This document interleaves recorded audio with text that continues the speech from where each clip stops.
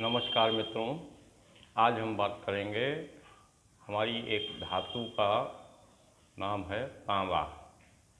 इस तांबे की धातु का प्रयोग हमारी पूजा पाठ के पात्र बनाने में सर्वाधिक किया जाता है। हमारे पुराणों में इसका क्या वर्णन है, हमारे पुराणों में इसकी क्या महत्ता है, यह कब से महत्ता है और यह किस पुराण में बताई गई है, आज ये सब चर्चाएं इस वीडियो के माध्यम से आपके साथ होंगी। तो सबसे पहले ये बताते हैं कि आज हम तांबे की जो चर्चा कर रहे हैं उसका आधार है वराह पुराण। आज से या पुराणों के लिखने के समय से पुराण में यह लिखा है कि आज से 7000 युग पूर्व एक राक्षस हुआ करता था जिसका नाम था गुडाकेश। गुडाकेश राक्षस तपस्या में लीन हुआ, लेकिन वो जो तपस्या कर रहा था उस समय उसने तांबे का रूप बनाकर तपस्या की और वो तपस्या उसने 14,000 वर्षों तक की। उसकी इस तपस्या से प्रसन्न होकर हमारे भगवान उनके पास पहुँचे और उनसे कहा कि आपकी तपस्या से मैं प्रसन्न हूँ और आप जो चाहें वह वर मांग लीजिए। तब उस गुडाकेश ने कहा कि हे भगवान, मैंने तप करते हुए, योग करते हुए एक ही अभिलाषा रखी है कि मेरे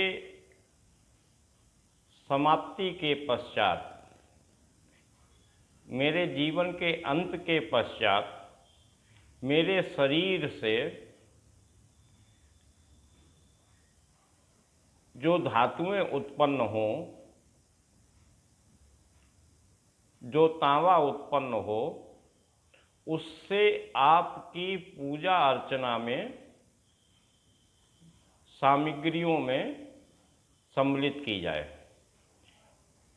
आपकी पूजा की सामग्रियां हमारे तांबे के बनाए हुए पात्र में रखी जाएं और जो आपको सबसे अभीष्ट हो, सबसे ज़्यादा प्रसन्नता उसी तांबे के पात्र में वस्तुओं के रखकर करने से पूजा करने का आनंद मिले। तो भगवान जी तो वर देने गए ही थे, उन्होंने मना तो करना नहीं था, उन्होंने उसको तथास्तु कह दिया। उसके बाद में उस गुडाकेश राक्षस ने उनसे पूछा कि मेरी मृत्यु, दूसरा वर मांगा कि मेरी मृत्यु आपके चक्र द्वारा होनी चाहिए। आपका जो सुदर्शन चक्र है उससे मेरा शरीर छिन्न भिन्न होना चाहिए, जिससे मेरी आत्मा तो आप में पहुंच जाए और मेरा जो शरीर है उससे विभिन्न धातुएं बने और जिसमें तांबा प्रमुख हो। तो उसके लिए भी भगवान जी ने तथास्तु कह दिया। तो वो राक्षस जो है वो पुनः अपनी तपस्या में लीन हो गया और अपने अंत की प्रतीक्षा करने लगा। भगवान जी ने उसको द्वादशी के दिन मध्याह्न के समय में अपने सुदर्शन चक्र द्वारा उसका वध किया और उसके बाद उसकी आत्मा भगवान में पहुंच गई। लेकिन जब उसका शरीर छिन्न भिन्न हुआ तो उस छिन्न भिन्न शरीर से जो उसका मांस था, उसके मांस से तांबा उत्पन्न हुआ, उसकी हड्डियों से चांदी उत्पन्न हुई और उसके रक्त से सोना उत्पन्न हुआ।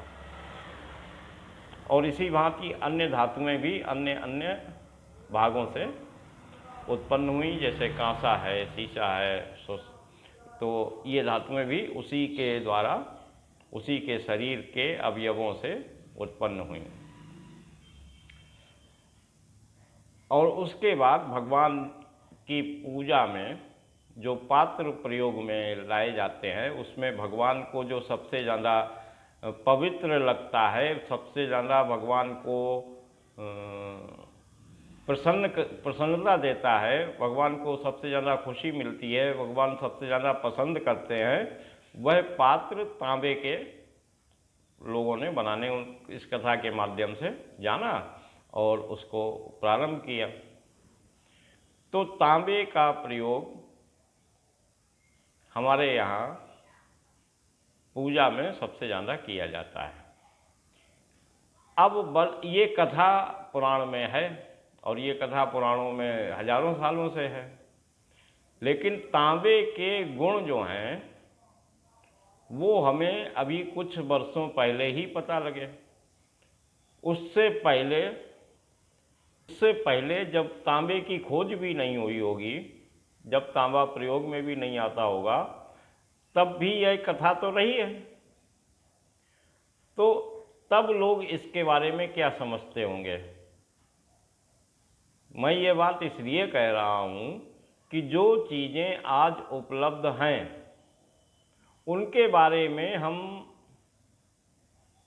आसानी से समझ सकते हैं। और आज तांबा जानते ही हैं कि ये पृथ्वी पर वनस्पतियाँ जो होती हैं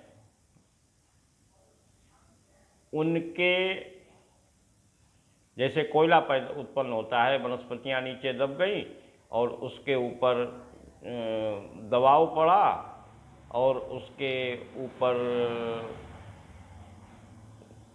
ताप का प्रभाव हुआ तो उससे कोयला उत्पन्न हो गया। इसी तरह पेट्रोलियम पदार्थ हैं, पेट्रोलियम पदार्थ तो जैविक पदार्थ भी माने जाते हैं कि जीव जो है वो दबा, उसके बाद उस पर भार पड़ा और भार का प्रभाव और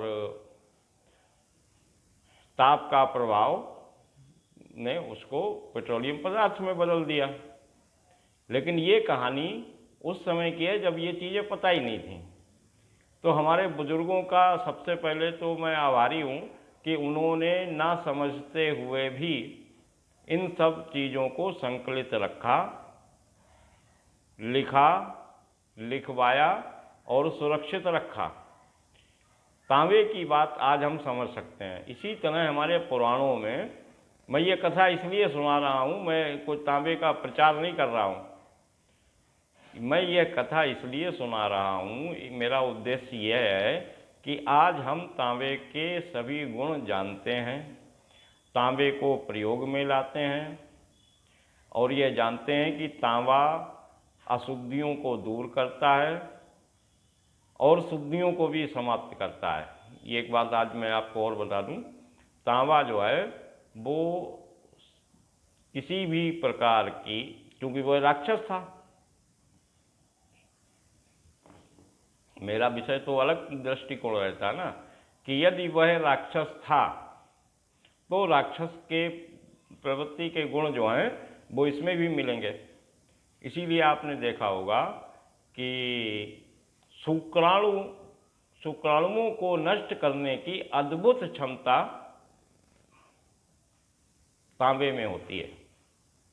तांबे का एक यंत्र भी बनाया जाता है, माफ़ कीजिएगा यहाँ पर चर्चा करना थोड़ी प्रसंगवश लग रही है जरूरी। कॉपर्टी में कुछ नहीं होता, एक टी के आकार के तार जो हैं वो शरीर के अंगों में डाल दिए जाते हैं और उससे स्पर्श करके जब वीर्य आगे बढ़ता है तो उसके शुक्राणु नष्ट हो जाते हैं। तो यह शुक्राणु और विषाणुओं दोनों को ही नष्ट करता है, क्योंकि भगवान का उस पर वरदान था कि मैं पूजा के पात्रों में इसका प्रयोग करूँगा। तो वह विषाणुओं को नष्ट कर रहा है, लेकिन उसके साथ में इसमें शुक्राणुओं को नष्ट करने की भी क्षमता है, क्योंकि वह एक राक्षस कुल का था। ये राक्षस, ये डीएनए उसका बचा रहेगा अभी भी, तांबे में भी। तो मेरा उद्देश्य इस कहानी को सुनाने का केवल यह था कि आज जो हम अन्य कहानियाँ सुनाते हैं, वो चीज़ें अगर हमारे पास ना हो, वह स्थिति हमारे पास ना हो, उन चीज़ों का प्रयोग हमने अभी प्रारंभ नहीं कर पाया है, वहाँ तक हम नहीं पहुँचे हैं, हम अभी पूर्ण रूप से परिष्कृत और विकसित नहीं हो पाए हैं, तो हमें हर चीज़, हर कहानी हम समझ लें, ये जरूरी नहीं है। लेकिन उसको समझने की चेष्टा अवश्य करनी चाहिए कि आखिर ये क्या है। ये तात्विक कहानियाँ हैं। इन कहानियों से एक राजा रानी की कहानी सिद्ध नहीं होती।